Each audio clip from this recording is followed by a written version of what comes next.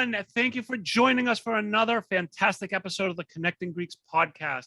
I am your co-host, Ari, and with me is my good friend, my cubaro, my life mate, Foti Stamos. What's up, Foti? Yeah, so Ari, thank you so much for that wonderful introduction, as always. Always. I do the wonderful introductions, but let me just say this.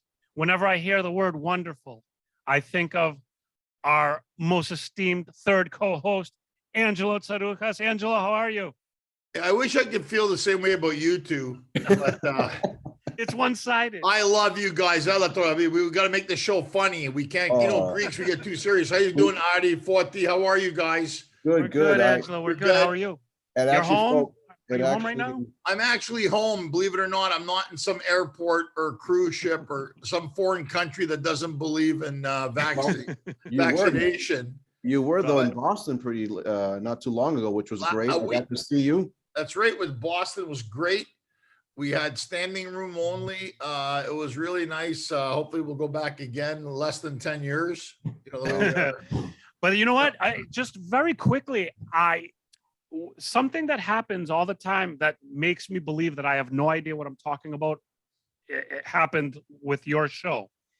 Before the show happened, I was telling Foti, I was like, with all the stuff going on with, surges and this and that and blah, blah, that show's going to die. They're not going to be able to pull it off. They're going to cancel this and that. Yeah, we were scared. Yeah. And now, but how way off was I? Foti calls me. He's like, dude, way off. You're way off. Dude, it was standing room only. They're bringing in chairs from the pews in the church there. But that goes to show the draw of Angelo. Because I didn't want to say it, but now that you brought it up, but also just not to inflate your ego, Angelo, but Foti was also telling me, he's like, dude, there was 3 performers that night, but you could understand the caliber once Angelo took the stage. Like he owned that stage. He owned it, and that's awesome. It was fun. So cool. The whole show was good, but I'm excited about today's show, guys, because this good friend of Forti, and in one of my most favorite countries in the world, Australia, and this guy I've followed him, and I've seen his stuff. Not only is he a proud Greek in the diaspora like we are, and he runs an awesome pastry consortium in Adelaide, and he does food tours in Greece. And I think we're good. And that where you got me at food tours of Greece. And welcome to Connecting Greeks. I want to welcome George Diakomichalis. Hi, George. Yes, Aspernia with my mastica and Fredo at 10 in the morning. And he's really good. And George, I love your name. It's all Greek to me. Because that was the name of my first CD that went worldwide. It was all Greek to me, and it's funny when I gotta ask you why. And there's a reason I'm gonna ask you. A lot of people always say when they say you're Greek, oh, you're Greek. It's all Greek to me. People don't realize Shakespeare coined that phrase. When Shakespeare would write his plays and stuff, if he didn't understand something, he said it sounds Greek to me. Exactly. Right, and I think that's what they. But it's always good because then I think it's when you really think about it, it's all Greek to me. My big fat Greek wedding. Are we? And I'm going to ask you this question: as long as we have the word Greek in it, if I put up a video, I can put up my happiest place on earth. It does good, 25, 30,000. I put my Greek name, 250,000 hits. Why is that? Why? I'm going to ask you this to start this off and tell us about what you're doing. Why is it that we're so still excited about the word Greek? You know what, Ange? Boys, first of all, Kalimera from Adelaide. Kalispera. Good evening to you guys. Yes. Over there on the other side of the world. You know what? Anyone that connects with Greeks, whether you have a Greek heritage or whether you are close friends with Greeks, understands the pride in the tradition and the history. So we are all very, very proud. And I think a lot of people understand that. Now, what you said, Angelo, is very correct. It's all Greek to me, the show that I do, which is a TV show, and it's actually online. Right. The reason it was called It's All Greek to Me, yes, I'm of Greek heritage, Kalimnian to be exact, However, I'm just reminding you, Ange. However, boys, it's all Greek to me means basically, like you said, Shakespeare refers to, I don't understand. So what the series is about, just to give you a brief description, is It's All Greek to Me is a show that introduces a family as an example and talks about how they did their migration move to a particular country, in our case here in Australia to Australia, and how they live as proud Australians and all the hardships and all the challenges they went through while keeping their traditions and proud Greek culture alive, and how you combine those two. Now, It's All Greek to Me is not only on Greek stories. This latest series is actually online, and we introduce different cultures as well. So we say we have an Indigenous Australian episode, we have an Italian, Bulgarian, we have different episodes that come from different parts of the world, because at the end of the day, it's about keeping traditions alive. But are you at least kind to these people, or do you bring other cultures to show them how much Greeks are better? Yeah, you're Adi, that's a good one, man. And I'll tell you, it's funny, some people say, hang on, we have the same cuisine, we have the same stuff. And I said, yeah, look, you guys make infectious, for example, exactly the same as us, except we sort of introduced them and made them with flavor, So I agree with you. We get into it. My pethara is Bulgarian Armenian, and they get into it about feta. Now, the cheap Greek restaurants in Canada use Bulgarian feta. I'm not going to lie. It's not bad. But if you go to Greece, I was on another podcast where I asked the chef, do you use Bulgarian feta? And he goes, Deepest? Like, to them, that's a huge insult, That's not feta. Face it. George, yeah, exactly. Greek products are better. I don't care what I'm gonna look. You can put them right beside each other. Put Italian olive oil, Greek olive oil. The Greek stuff is better. I don't care what anybody tells me. The Greek wine's better. Now the French have good wines. I don't want it to sound like it's just us, but overall, Elias, Somia, all that stuff, man, you can't beat it. Can I ask you guys? Can I ask the three of you, because all three of you know about this stuff more than I do? But is there a rule that says feta cannot be called feta unless it's from Greece, the way champagne can't be called champagne? It's protected. Okay. It's protected. People still do it though, but it should be. You're right. That's the rule. But for example, there's Danish feta. There's different feta. That's not feta cheese, man. I don't think they have enough money to keep suing people because they're using it. Well, they went to court for that, right? They went to court. Yeah. They won. And they won. Yeah, they got the protection. They got the designation, but as I mentioned, there's still going to be people using it despite the fact that it's protected until they're told to stop. Yeah, of course. So, George, it's about. Let me ask you now. Yes. So when you do these, I'm very interested in your food tours of Greece. Yes. Because you talk to people, especially the Xeni, the ones that know how to eat right, and when you go to Greece and you say, I go to Greek restaurants, I'll find a Euro shop in Bahamas or something, and I post it. And then I went in to see this guy. It's funny. They have a gyros, the Americanized style gyros, what they call Chicago, or gyro, as they say in New York. You want a gyro or gyro? And I went to this guy's shop. There's two brothers, George and Nick. What a surprise, George and Nick, the two brothers.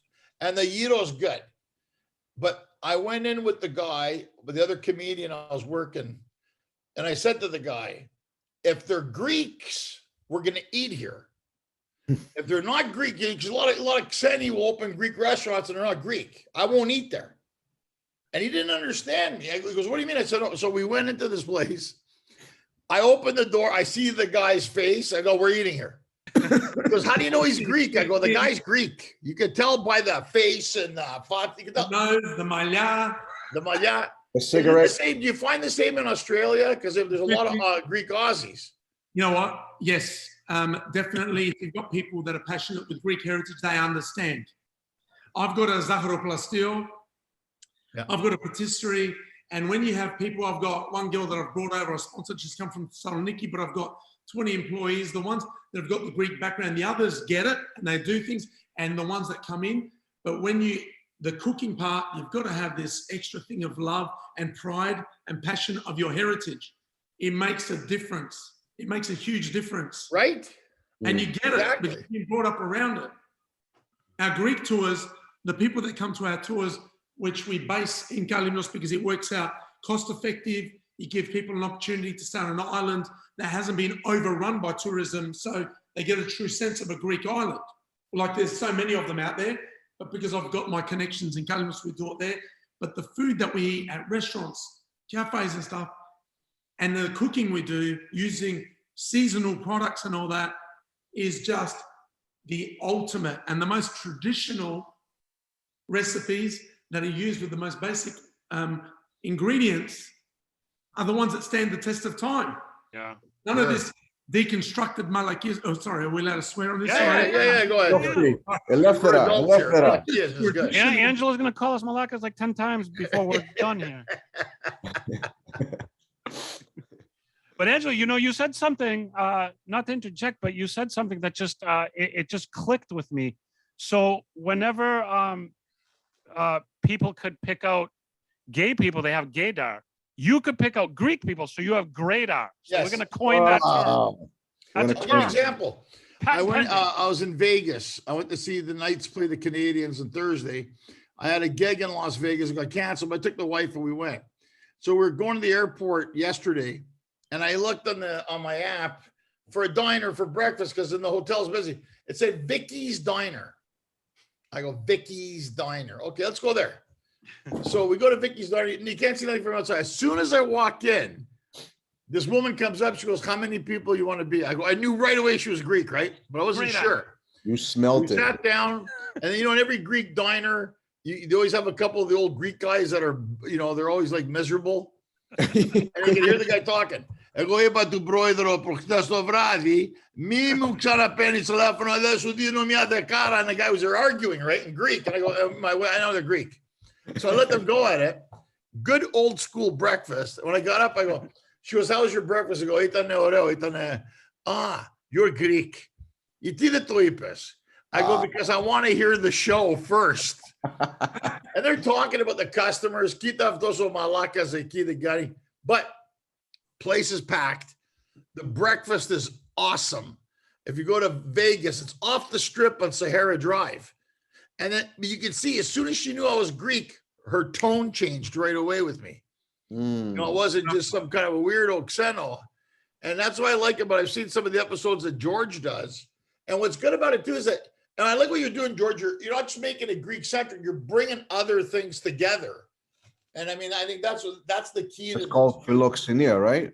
Hospitality at its best. Yeah, you make friends at channels. The thing is, boys, you know what? We all live in countries that are very inclusive.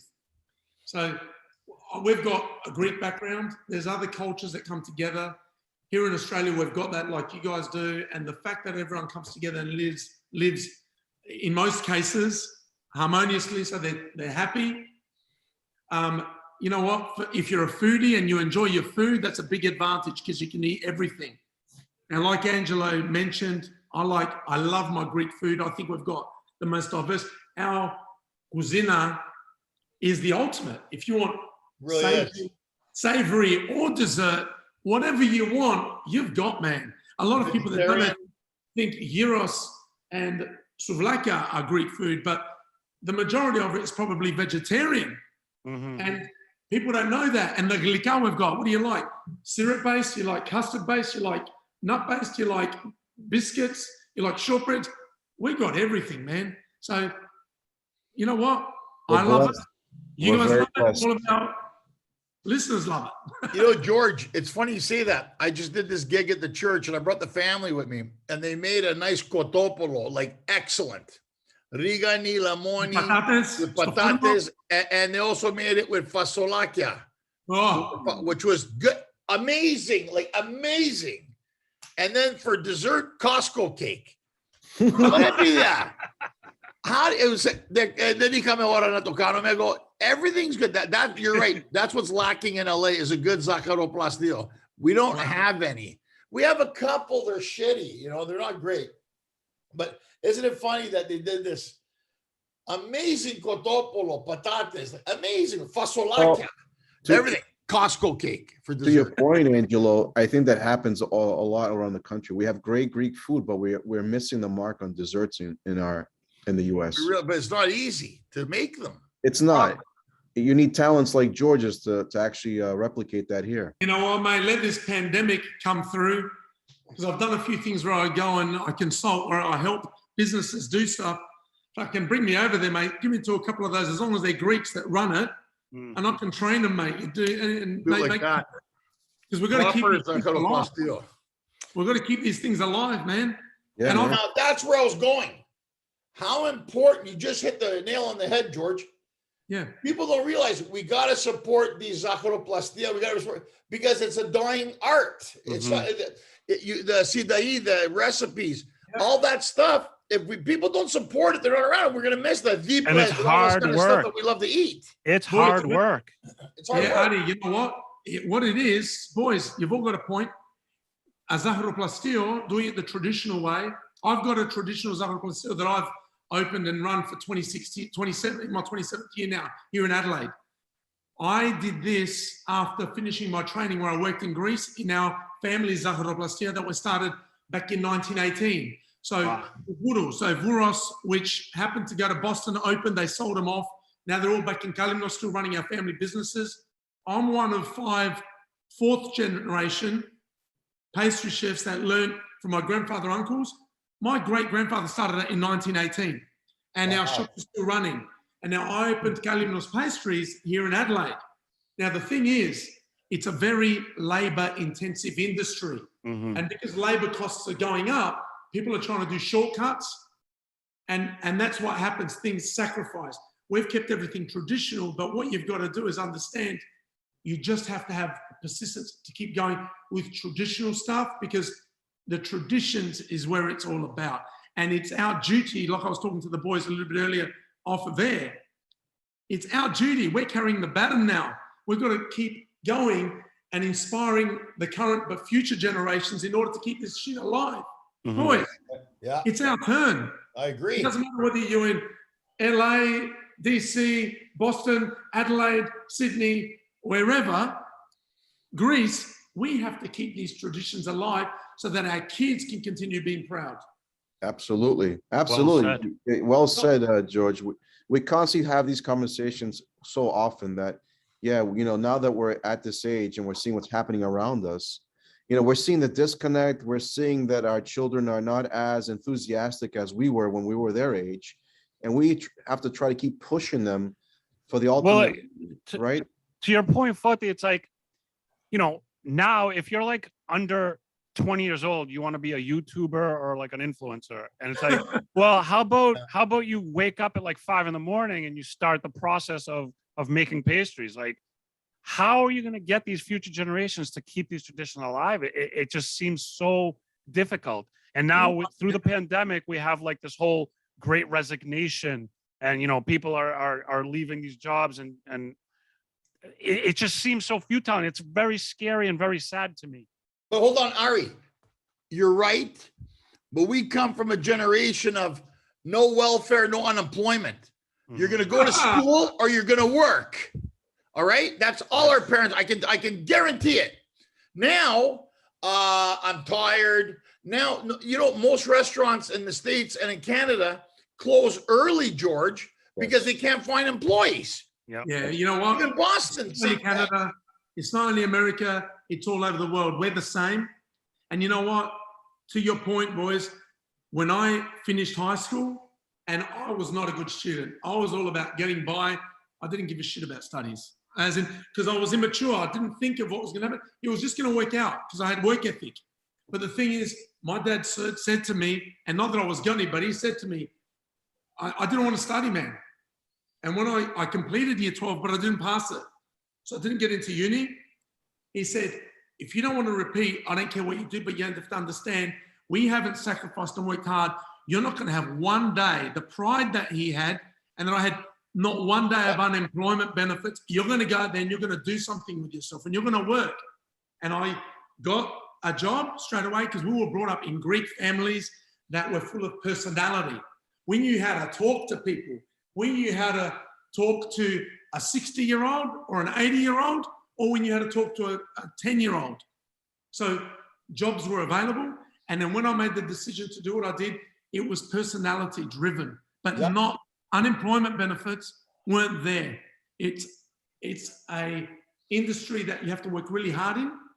And to the point that you guys said a little bit earlier, now a lot of the youngsters find the easy way to make money rather than, why would I work 12 hours a day when I can do it online and make it easier money? Yeah, that's the problem there too, that there's these other opportunities for these young individuals that they don't have to work as hard because they can see that there's other ways to make money. And that's the challenge that we're finding, that, well, how do you get around that? Yeah, but they're kolopeva. It's our fault. Okay, because our generation's spoiling the next generation. Can I tell you something, guys? Right? To your point, Angelo, I have a lot of close friends of mine that are in the food service industry, and they will not allow their kids to work in their businesses because they want them to be educated, and my children are not going to work here. I get that I often. get it. I get Okay, that so often. I'll give an example. There's a guy in New York I know. Him and his dad have a family business, diners. You know, they're very popular in New York, right, George? The diners. And he's a lawyer. He's got a degree in law. Yeah. And then now the uncle and the Theo got old. So they're going to sell the business. Big business in New York. So So would be able to sell it. So here's the deal. The guys go by, the accountant who's there says to him, he says, hey, if you're going to sell it, I'll buy it. So the accountant knew the numbers. Yeah. So you know, Stelio thought about it. I said, what'd you do? He goes, I bought it. Shit. If the accountant's going to buy it, what's that tell you? It makes a lot of money. And he goes, Exactly I right. make more in 3 months than I would make all year as a lawyer in New York. Yeah. So I'm a lawyer, but the business is so built up. Because all we're going to do is give the clidia to somebody else to make that freaking money. Mm-hmm. The kids Now that don't that want to do the it. pandemic, man, you got to be able to find people to work it. Yeah, Exactly. that's the difference. And that's a big difference. But do you find, see, that's the thing now. And you said it, I don't know who said it, Ari or Forty said, or maybe you did, it's labor intensive. And I understand that. But at the same time, though, what's easy? Everybody wants easy. Yeah. Things aren't scared of easy. We're not Well, scared of it. The next generation the secret to life is it's never going to be easy. But Right. if you love what you do, then They'll come. it's easy. But nothing's easy. But you have to love it. You have to be Man, if it passionate. was easy, everyone would do it. The guy sitting back on the couch that sit back and criticize us who work hard would be doing it. Well, It's not supposed to be easy. And the ones that are in the industry, the hospitality, food industry is an example, or whether it's, you know what, Angela, yourself in the industry that you're in, mate, you're in there, you've done what you've done, you've got a esteemed, career as acting, but the stand-up comedy, if it was about being easy, you wouldn't do shit because you wouldn't get off your ass, man. You got to Right. push the barrow and keep getting back up and keep going, and it's persistence. Well, it's No. funny you say that because I had nobody in my family in show business. I Yeah. went down and signed myself up for it. Never had any backup, never nothing. So people always ask, how is it? I don't know, craziness. And my Yeah. dad always said, okay, you want to do this, do it, but do it good. Like, be a comic, but do it good. Misa malakas. Like, be a malaka, but don't be a malaka, if that makes sense. Mas cara de Zilli. Those guys are silly. Like, I know you're a comic and you make people laugh, and that's good. But don't be the malaka, but don't be a malaka. Does that make sense to you guys? And I'm Yeah, like, absolutely. yeah, it makes sense. 100%. You know, it's like so funny. And it's like you said, you know, You got to and represent, man. You got to represent. you have to Absolutely. represent. You have And to it- represent. Right. Just if you do it with passion, if you do it with pride, if you love it, then it doesn't feel like work. It's No. hard. It's difficult. Right. Everything is. Right. But at least if you love it. So that's what I try. Well, not yet because my kids are very young, but in the future, I'm going to be like, find something you're passionate about. You're going to bust your ass no matter what. It doesn't matter. You're going to bust your ass. But if you love it, then it doesn't feel like you're busting your ass. Right. You just do it. Right. You know what, boys, whatever you're into, the thing that is disappearing is that our generation And there's some in this current generation that are coming through and really doing this, but it's about giving something that you love and getting something back. Now, whether that is with myself in creating glika and beautiful desserts and foods, whether I'm doing it at my Pastry or the hotels that I work for throughout Asia, or whether it's on my food hospitality tours, whatever it is that I do, and when I give food, the appreciation coming back is what drives you. In whatever you do. So Angela, yourself, you say jokes, you make people laugh. You're actually adding to people's lives. Right. Because people appreciate it and they want to feel good and forget all the shit that's going on. Yeah. Put positivity in and it drives them and keeps them inspired. Right. And that's what the drug is. The drug is to inspire and be proud of what you do. You're blessed if you're doing that. If you're not, get out of it, man. Right. But you know, George, you're right. But I saw this survey they had in Europe. And do you know the people most proud of their own culture by leaps and bounds are Greeks, but 87%. The next one is about 40 something in Spain or something. Like everybody else hates themselves. And is it because we've been through so much shit? And let's think about Kalimnos. Think about this. Kalimnos, Boston, Adelaide. Where did these people go to? They went all the way across the fucking world, everywhere. No glossa, no nothing, no compensation. They made a life. They carried the traditions. George is living proof of this. Carry the traditions. Not only that, now you're doing the shows, you're educating people, you're going back to Greece, you're taking things back there. That's the example that people should go. And then people wonder why you talk to Italian people in America, 8th generation, and they go, I'm Italian. Oh, where's your family from? Oh, I don't know. You don't fucking know where they're from. I go, no, malaka, you don't even know. We know the people's names in the Korea still. Can I ask And you I guys? want to go to Kalimnos now because of Fortis Mezeki Zalissime to Kalimnos. It's the center of the universe, man. It really is. And I want to go there. I want to go to Kalimnos. Let me ask an opinion. You're coming on the next tour. Yes, he is. Yes. We're doing this together. Let me ask you I guys. promise I'll feed you. And I'm not going to feed you the cabbage soup, man. I promise. Let me ask an opinion for you gentlemen. Angela, you said about the Italians. I had an argument with an Italian friend of mine, and and he said that it's because they're so assimilated into the American culture that they don't know their history, they don't speak their language. And I said, I can't say, by fact, because it hasn't happened yet, but I could guarantee you that any Greek any Greek in front of you, even if they're 8th generation and assimilated, they will still speak a little bit, at least. They will understand it. They will know where their family's from, and they'll probably visit as often as they can. We hope, Ari, because we keep doing things like this. So you have to keep, look, I took my daughter to Greece. We had, Neil, we've talked about this. I did reunion. I made up this thing. I was in Melbourne at Vanilla, that cafe. And all this I knew there, we did World Daphne Day, this little village in Peloponnese, 800 people, and it swelled up over 2,500 people. So the thing was, and the guy goes, what made you do it? I go, everybody's dying. I want to go back. But I wanted to take my daughter and show her where her grandfather's from. And we took there, and my daughter says, Daddy, everybody's got the same last name as me here. Yeah, because this is your roots. It's my roots. The problem is, you ever talk to people? Oh, I'm tired. I'm busy. I don't know. I can't afford it. Yeah, because you're jonesing with your neighbors and your community people to buy a bigger car. The same way you invest in a house, the same way you invest in education, you gotta invest in culture. This is living 100%. Proof right now. This is living proof with George, Forti, you, Ari, and myself. You gotta invest a bit in culture. That means going on a food tour. That means going to Greece or wherever you're from. That means maybe culturally, I'm not saying you got to do it all the time, but you got to invest a little bit. If you don't know where you're from, you don't know who you are. Right. Very simple. And these Italians now, especially, I see them, well, I'm Italian. You have an Italian name, Tuvlo, but you don't know where you're from. Yeah. It's true. And It's to a your, generational Like thing. I said to the boys, what is a tree without its roots? Yeah, nothing. 100%. It's And a shelf.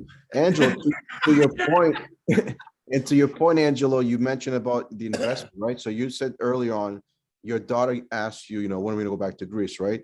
Yeah. So in my situation, my kids, we live in a neighborhood that there's no other Greeks but us. So when I grew up, and I'm sure all of us, we had Greeks in our neighborhood, so we would interact with other Greek kids. But since my children don't have that opportunity, the only other way for them to engage with other Greeks is actually to invest and go to Greece with them so they can hang out with their cousins and so forth. So to your point, that's an investment that I, as a parent, think it's the ultimate to be able to actually set money aside so they can go to Greece, so they can still be ingrained in the culture at a firsthand experience. So yes, we should all be thinking this way, that if the times that we're living in doesn't allow us to actually engage with Greeks in our local community, like we did when we were younger, then investing to go to Greece, I think, is a priority. Look, Forty, you're right. I've been lucky enough to travel the world. If you ask me, you say, Ange, pick one place you want to go to. Greece. I tell everybody, you haven't lived life once until you've gone to Greece once in your fucking life. I used to be a travel agent in a previous life. I'd sell this. People go, I didn't realize how good it was. I didn't realize how good the people were. I didn't realize how good the food was. I didn't realize how good the weather was. I didn't realize how civilized people live. And with all the malakias the Greeks have had, they still live civilized. 100%. You know what? You having a Greek background, as soon as you land in that airport, something brings up this fortia, like it lights you up. Yeah. This pride, this hunger, it makes you want to, like, you're just exploding with pride, man. And you inspire the Greeks that still live in Greece. Your relatives love you. The people that know you love you. It's just so beautiful. And then the Xeni that go, Forty, you said earlier, philoxenia, they make friends of Xeni. That's what it is. Yeah. It's a beautiful country, man, that allows us to do what we do. And it's inspirational. And honestly, anyone that wants to be inspired and reignite a flame, the investment that you mentioned, Forty, in taking your family there, the irony is it's the airfares. If you take them there, if you've got accommodation, it's cheaper to live there with the money that we make exoterico than it is where we live. So it's actually, if you're blessed to be able to have accommodation, if you're very lucky, you're laughing. Then, man, it's a cheap holiday. It's cheaper than living. When I go with my wife and kids, on the way back, we go through Athens, Ektosis, on the way back, discounted. We're paying a quarter of the price, a fifth of the price for clothes that we stock up for the next year, 2 years for beautiful rucha. Yeah. Now that you put it into that perspective, you're right. I didn't even think about it that way. That's how it is, man. It's gorgeous.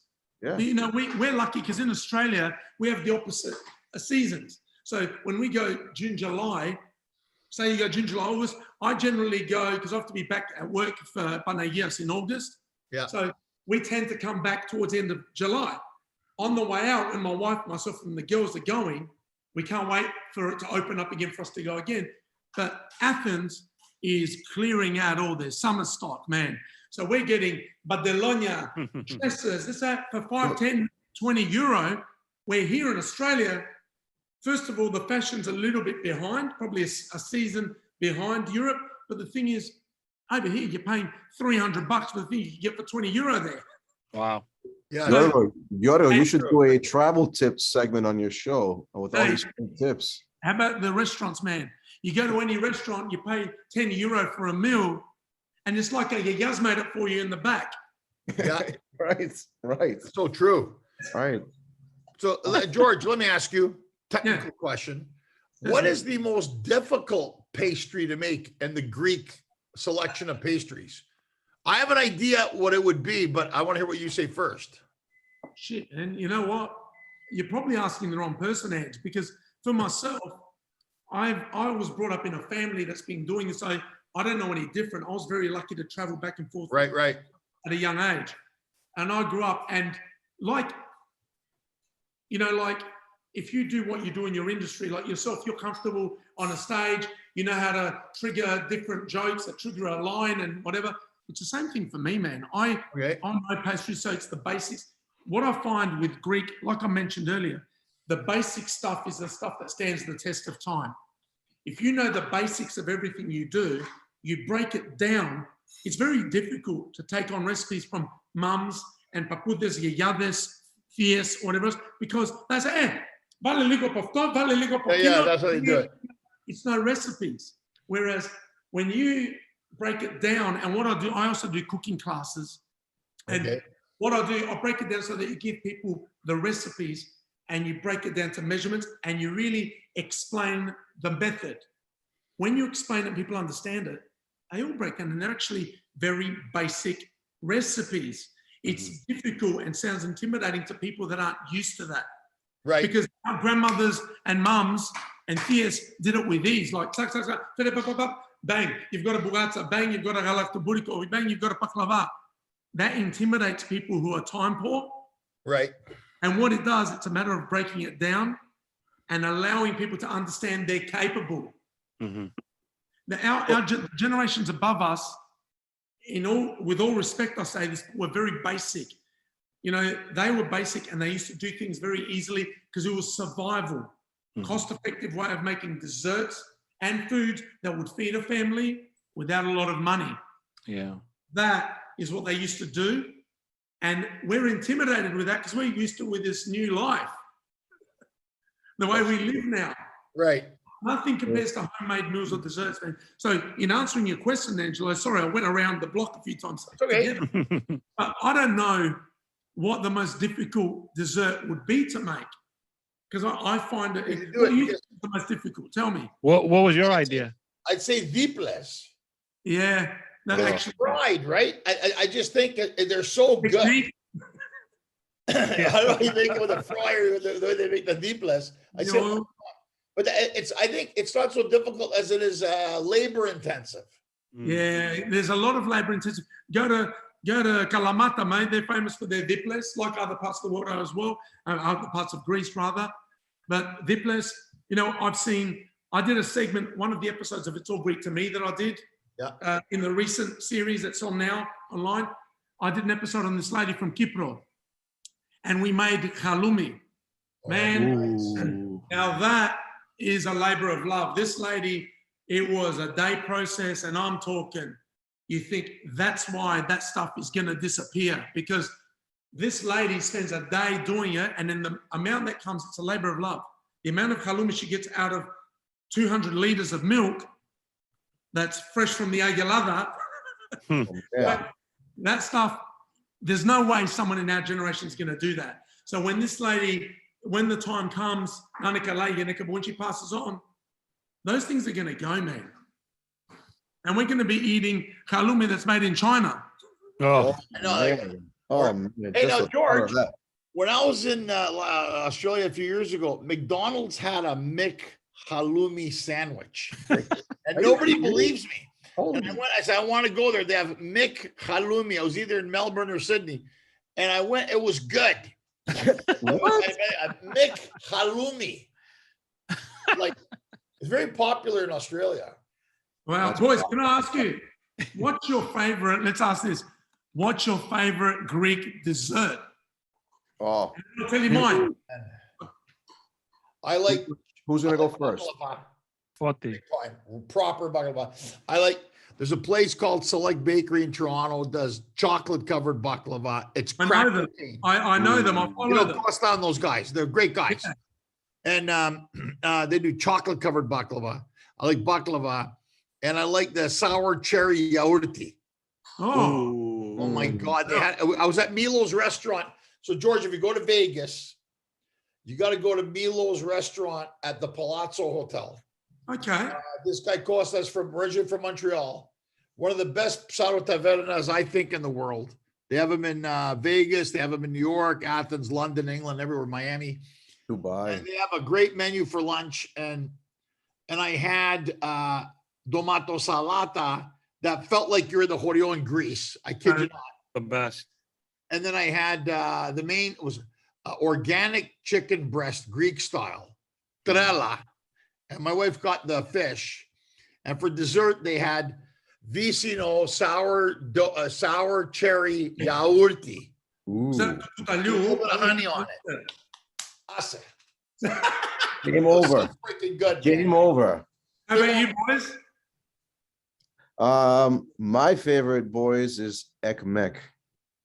Kataifi. Ekmek, yeah, that's like, for me, that's the ultimate. And I rarely get to eat it because no one really makes it. But when I do, it's game over for me. So you love the shredded pastry base, syrup base, custard, bit of cream on the top. Yeah. I'll eat the whole tapsi. Bravo. Bravo. How about you, Adi? I have it's a close tie between milfei and galatoburico. Oh, wow. Sometimes Hey, Custard boy. Well, milfei is more French, isn't it? That's French. It is 1,000 leagues. Greek. However, 1,000 leaves milfei. Greek. the French made it, but the Greeks just mastered it with the flavor. Yeah. It's Turkish. Let's be fair. the guy in France was Greek. Oh, I've had other milfeis, but the one in Greece or from a Greek Greek, one's better. yeah, so much better, so much better. I've got to cook for you boys one day. You'll see, mate. Bob, Yeah. milfei is very popular. We're gonna hold it to you. Guys, all the traditional desserts that you're saying now, and milfei is one that we claim because it's very popular in Greece, and it's very popular in our Zagreb still here as well.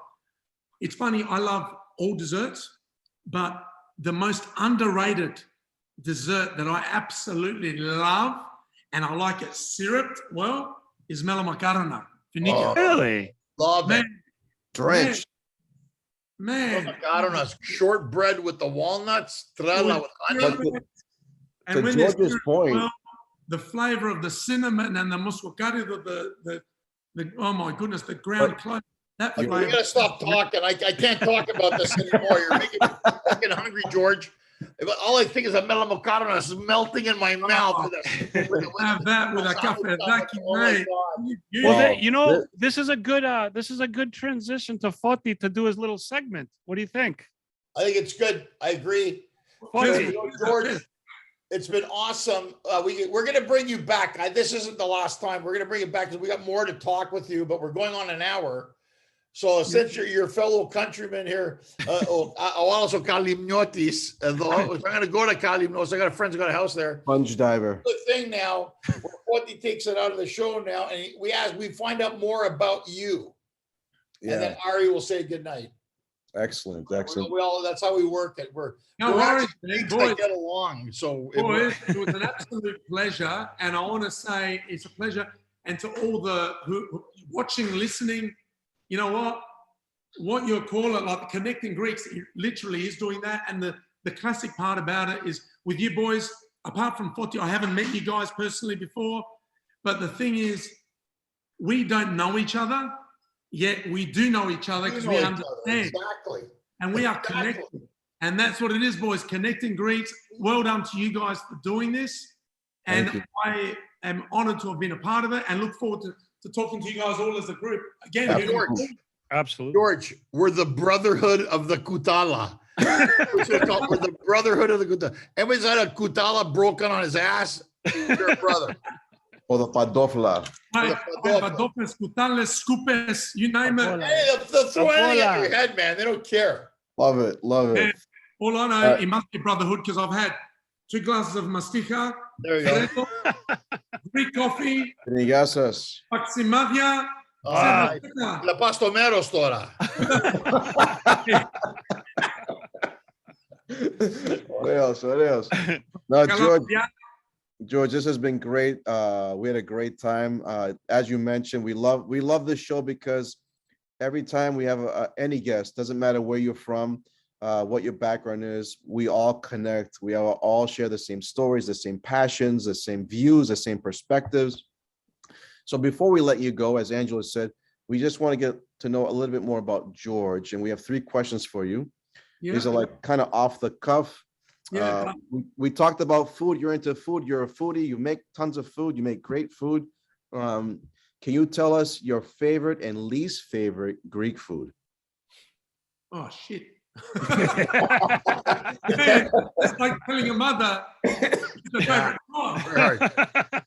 She might have one, but she's not going to admit it. All good. Man, look, I think like all of us, I love a smorgasbord. I want mezedes all round. However, as far as Greek food goes, I think probably if I had to choose one, and it has to have a few things with it, but purely because as a kid, I loved it and I still love it today. Even though I love everything today, I'd say probably Gemistar.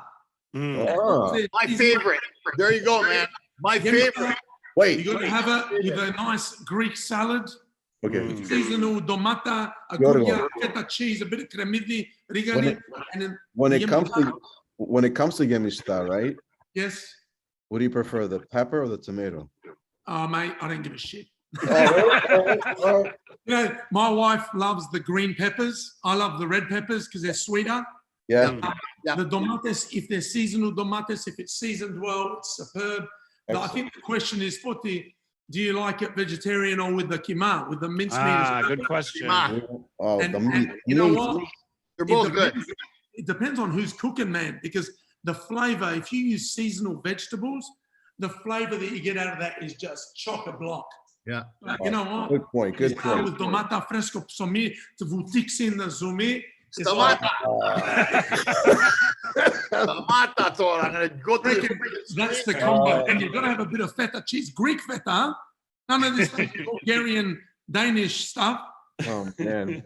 Excellent. Next question for you, George. Desmond.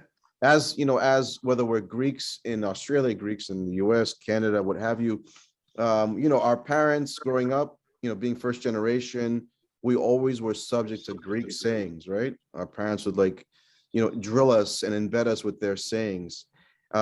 Any sayings that maybe you might pass on to your children, or any sayings that still live with you today from your parents? Oh, wow. A couple of them that we've had that are common is like our parents would tell us before we left the house, "Tamati sudeka tesera." I was just about to say that. Yeah. Right? Tamati sudeka, I mean, things have changed now because now they're using tissues, but it's like it's part of the katharoma dilli, But one of the more sudeka was one, and it very often comes out to the kids, the fasxilo, you're going to eat wood, I think that means something different from Foti. One that is really good is καλύτερα να σου βγει το μάτι παρά το όνομα. Yeah, I like that. Yeah. And I think that's a really good one that you tend to use. I have used with my daughters. We're both daughters now. Respect yourself in order for others to respect you. True. We're not all angels, and we're not proud of everything we did, but we got through it and we've survived, and we're to the point in life that we're at now. So it's our role as a parent to be able to give that. So I think that one is probably it. So καλύτερα να σου βγει το μάτι παρά το όνομα. Love it. I'm gonna start using that. Yeah. Oh yeah. And the last question for you, George. As Greeks, we love drama. We still love the superstitions that we've developed over the time. Any Greek superstition that you still live by? Mm-hmm. I don't know that it's a stock standard one. I just want to fucking live life, mate. Make the most. And you know what? Appreciate family. Appreciate, because we tend to take things for granted in life, man. And the one mistake we all do is we'll think we've got time. That's bullshit. We've seen it many times because we're all at the age where we have been around the block a few times. The reality is, you know what? Make other people feel good because you get it back 100%. Living your life and being miserable sucks, knobs, mate. Don't do it. It's not worth it. I totally live life, and whether it's making people happy because you bring a presence into the room and make them feel good about themselves, or whether you feed them and you make them feel good and think about their yaya or mum, and it's the feeling, it's emotion. Make the most of your life because we have one go at it. And that's what we've got to do, man. We've got to be able to leave a mark. When we pass on, I want to be remembered as someone that's helped people get along and inspired people, whichever way that is. Bravo. So the superstition is live our lives and make the generations above us that gave us the opportunities proud, and at the same time inspire our kids or any other people that are watching or listening to you. Well, I'm going to drink to that. Can you move to the United States and run for president? Because I'd vote for you. Hey, and also finishing off the other question, I didn't say what was my least favorite food. There's no such thing there. We're Greek. We eat everything, man.